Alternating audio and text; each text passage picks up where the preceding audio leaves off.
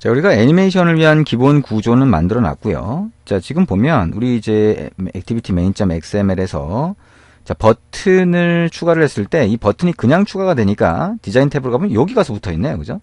그게 아니라 여기 부분에 이렇게 있도록 만들고 싶다라고 하면 우리가 그래비티를 줄 수가 있을 것 같아요. 안드로이드 땡땡 자, 레이아웃 그래비티라고 하는 걸 주고요. 자, 우리가 센터 버티컬이라고 하는 거. 자, 그 다음에 센터 버티컬 하면 세로 방향의 가운데가 되겠죠. 그 다음에 라이트 이렇게 한번 적어봅니다. 자, 그리고 나서 디자인에 보면 이렇게 돼 있죠. 그리고 요 버튼이 한번 눌렀을 때 슬라이딩으로 보이고요. 패널이. 그 다음에 자, 보이는 동시에 열기가 닫기라는 글자로 바뀌고 그 다음에 닫기 버튼을 누르면 다시 닫히도록 자, 이렇게 한번 만들어 볼 거예요. 그러면 자, 버튼도 우리가 글자를 바꿀 수 있게 자, 코드에서 처리를 해줘야 되겠죠. 그럼 여기서 이제 find view by id로 찾은 이 버튼을 위에 변수로 마찬가지로 올려줍니다. 이렇게. 그리고 버튼에 대한 타입을 없애주면 find view by id로 찾은 버튼 객체를 위에 변수에 할당을 하겠죠.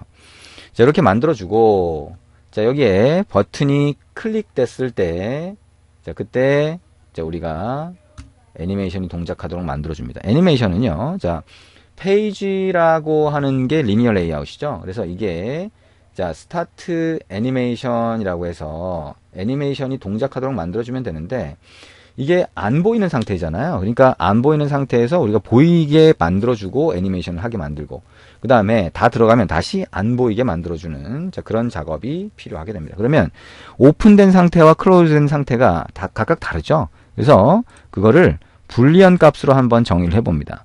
자, 불리언이라고 해서요. is page open 또는 그냥 page open이라고 하는 자, 불리언 값을 하나 만들어 보는 거예요. 그래서 false라고 해서 일단 오픈이 안 돼 있다라고 하는 정보를 넣고요. 자, 여기에 버튼을 클릭했을 때 만약에 is page open이라고 하는 게 true 값이면 그러면 페이지가 오픈돼 있다는 거잖아요. 그러면 자, 스타트 애니메이션을 하는데 자, 닫아줘야 되니까 translate right라고 하는 애니메이션을 동작을 시킵니다. 그리고 자, else라고 해서 자, 만약에 오픈되어 있는 상태가 아니라고 하면 페이지에 set visibility라고 해서 view.visible이라고 하면 얘가 보이게 되죠. 그 다음에 page.start animation이라고 해서 자, translate left라고 해서 왼쪽으로 애니메이션이 되게 만듭니다. 근데 여기서 translate right가 된 다음에 다시 이게 안 보이게 돼야 되잖아요. 근데 안 보이는 시점이 애니메이션이 끝난 시점이 돼야 돼요. 그래서 끝난 시점을 그러면 어떻게 하냐? 자, 리스너가 별도로 있습니다. 그래서 여러분이 그 리스너를 가지고 설정할 수 있어요. 자, 여기다가 한번 만들어 볼까요? 우리가 리스너를 하나 정의해 볼게요. 자, 클래스를 내부 클래스, 이너 클래스를 만드는데 자, 슬라이딩 애니메이션 리스너라고 하는 클래스를 하나 만들고요. 얘가 implements 애니메이션 리스너라고 하는 거를 자, 이렇게 구현하도록 만들어 줍니다. 자, 그러면 빨간 줄 나오죠? 오른쪽 마우스 버튼 눌러서 generate implement 메소드 하면 구현해야 될 메소드가 보입니다. OK 누르면 이렇게 추가가 되고요. 자, 이 리스너를 애니메이션 객체에다가 설정을 해주면 자, 애니메이션이 시작될 때, 끝날 때 반복되는 시점에 이게 호출이 돼요. 자동으로. 콜백 함수죠. 그래서 애니메이션 end에다가 우리가 코드를 넣을 수 있어요.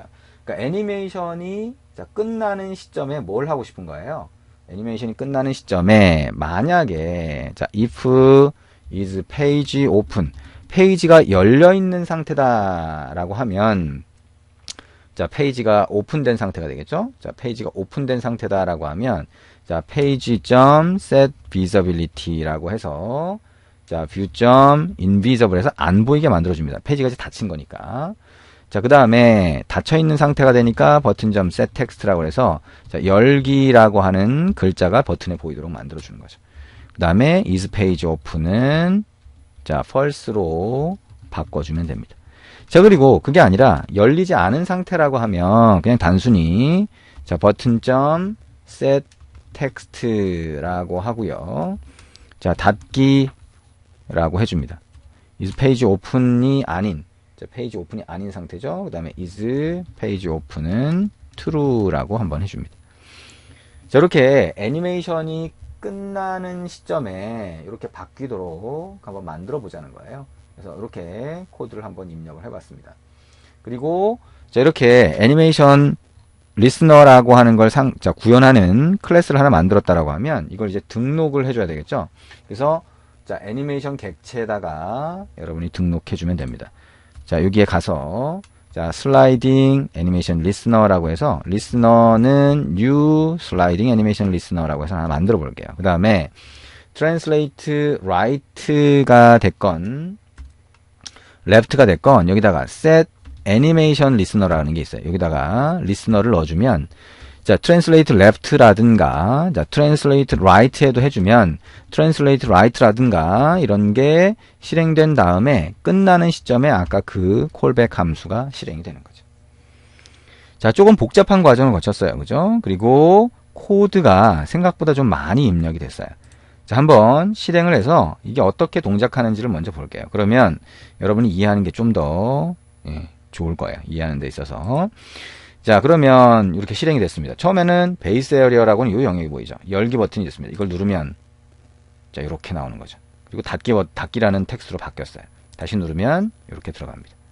자, 이게 이제 슬라이딩 패널이고요. 버튼이 꼭 여기에 있을 필요는 없죠. 다른데 어떤 기능이 있어서 그걸 누르면 이게 나타나게 만들 수 있습니다. 그리고 얘기한 것처럼 아래에서 위로 나타나는 기능은 상당히 많이 쓰죠. 그래서 이런 기능을 여러분이 만드는 게 어렵지 않다는 거예요. 물론 이제 처음에 해보면 이게 애니메이션을 이렇게 해서 로딩하고 리스너 등록하고 버튼 눌렀을 때 시작하는데 이게 열린 상태와 닫힌 상태가 있네, 좀 복잡하네, 이렇게 느낄 수도 있죠. 근데 지금 우리가 해본 이 과정을 몇 번 반복을 하다 보면 여러분이 충분히 익숙해질 수 있고요. 자, 어떤 내용이다 라고 하는 거를 충분히 이해할 수가 있습니다. 자, 어떤가요? 뭐 그렇게 어렵진 않나요? 뭐 아니면 어렵게 느껴지나요? 네, 여러분이 뭐 느끼는 게 조금씩 다 다를 거예요. 근데 아무튼 얘기한 것처럼 혹시 어렵게 느껴진다라고 하면 자꾸 반복을 해보세요. 그 과정을 따라서 지금 우리가 해본 과정을 그대로 반복을 해봅니다.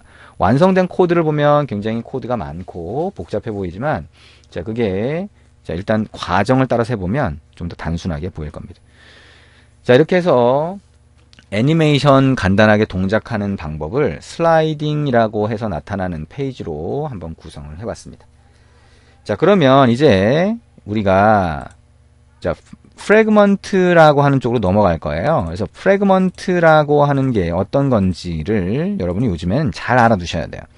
왜냐하면 우리가 이제 화면이라고 하면 액티비티라고 하는 걸로 만들었잖아요. 근데 이 액티비티라고 하는 화면 안에 부분 화면이 만들어지는 경우가 있어요. 부분 화면. 부분 화면은 이 부분 화면이라고 하는 거는 자, 화면의 일부만 차지하는 거죠. 그래서 여러분이 버튼 같은 경우에도 화면의 일부를 차지하지만 버튼이라고 하는 하나의 위젯만 있죠. 근데 그게 아니라 리니어 레이아웃을 집어넣게 되면 그게 부분 화면처럼 돼요. 왜냐하면 여기 안에 다시 화면 구성을 할 수가 있잖아요. 그래서 리니어 레이아웃을 XML 레이아웃에 태그로 놓고 그 다음에 자, 그 태그 객체를 소스에서 찾아서 쓰는 경우도 있지만 이거를 뷰처럼 아예 새로 정의를 하는 경우가 있어요. 그걸 이제 부분 화면이라고 부를 수 있죠. 그래서 그 부분 화면이라고 하는 거를 여러분이 이제 XML 레이아웃에 넣어서 쓰는 경우가 많이 있어요. 근데 이 부분 화면을 그렇게 뷰로 만들어서 이렇게 집어넣다 보니까 자, 만약에 우리가 화면이 한 개가 아니라 여러 개가 됐어요. 그러면 여러 개로 된 화면 각각에다가 그 부분 화면을 계속 반복해서 넣어야 돼요. 무슨 얘기냐면 만약에 예를 들어서 이 아래쪽에 화면에 이런 메뉴가 있는 이 영역이 있다고 보죠. 그러면 이게 리니어 레이아웃으로 해서 이런 내용들을 추가할 거잖아요. 근데 이렇게 추가한 내용들이 다른 화면에도 필요하다라고 하면 어떻게 돼요? 이 리니어 레이아웃 태그를 그대로 복사해서 넣어야 돼요. 소스 코드도 그대로 기능을 구현을 해줘야 되죠. 왜냐? 다른 액티비티니까. 액티비티는 하나의 독립되어 있잖아요. 그죠? 독립된 구성 요소예요. 애플리케이션 구성 요소죠. 그러니까 각각의 액티비티를 위한 XML 레이아웃에도 다른 기능이 아닌데도 불구하고 계속 반복해서 넣어줘야 됩니다. 그래서 이걸 어떻게 생각했냐면 부분 화면, 부분적으로 레이아웃을 잡아야 되는 것들은 독립적으로 운영하면 좋겠네라고 생각을 하는 거예요. 그래서 액티비티처럼 부분 화면도 시스템에서 관리하진 않지만 시스템에서 관리하는 것처럼 독립적으로 동작하게 할 수는 없을까를 고민하게 됩니다. 그리고 특히나 우리가 이제 스마트폰 단말 말고 태블릿처럼 큰 화면을 쓰게 되면 자, 여기서 보는 것처럼 만약에 고객 리스트가 전화번호부에 있는데 거기에 딱 선택을 하면 고객 상세 정보로 화면이 전환이 되죠. 근데 태블릿은 화면이 크니까 전환될 필요가 없어요. 왼쪽에 고객 리스트가 있고 이거 선택하면 오른쪽에 상세 정보가 보여도 되거든요. 그러다 보니까 하나의 액티비티로 만들고 액티비티가 전환하게 하는 게 굉장히 비효율적인 거예요. 그러니까 부분 화면을 만들고 이 부분 화면이 액티비티처럼 독립적으로 동작하게 만들고 싶다라고 하는 생각을 하게 됩니다. 그래서 그런 기능을 처음에는 이제 서드 파티, 즉 외부 라이브러리로 만들어서 구성을 하다가 이제 안드로이드 API 쪽으로 아예 들어갔어요. 그래서 지금은 이렇게 독립적으로 부분 화면을 구성할 수 있는데 그거를 프래그먼트라고 합니다. 그래서 이 프래그먼트는 지금은 굉장히 많이 사용이 돼요. 그러니까 UI 구성을 할 때 여러분이 직접 UI 넣으려고 하면 프래그먼트라고 하는 걸로 만들어서 넣어야 된다라고 하는 경우가 많이 있죠. 그래서 프래그먼트를 잘 이해하는 게 중요합니다. 그래서 이 프래그먼트라고 하는 게 이제 점점 많이 쓰이게 될 테니까요. 자, 근데 이 책에서는 프래그먼트를 이제 지금 좀 상세하게 설명하지만 자, 웬만하면 프래그먼트를 많이 쓰지는 않아요. 왜냐하면 그렇게 되면 코드가 좀 복잡하게 보일 수 있거든요. 대신 이 프래그먼트를 설명하는 요 부분에서는 명확하게 프래그먼트가 뭐다라고 하는 걸 이해하시는 게 필요합니다.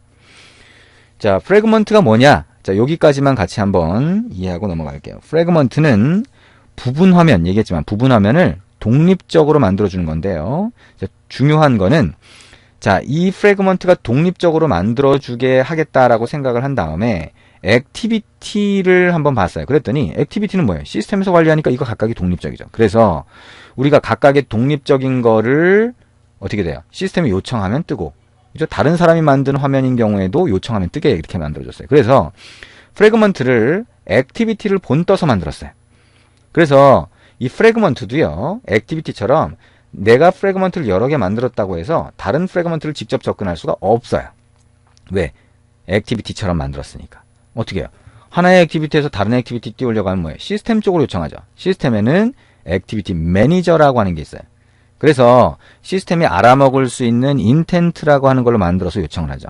그래서 프래그먼트도 마찬가지로 이 하나의 액티비티라고 하는 화면 위에서 프래그먼트라고 하는 걸 구성을 하게 되면 프래그먼트 매니저라고 하는 게 이걸 관리하게 돼 있어요. 그래서 하나의 프래그먼트에서 다른 프래그먼트를 띄울 때도 프래그먼트 매니저한테 요청하는 식으로 가야 됩니다.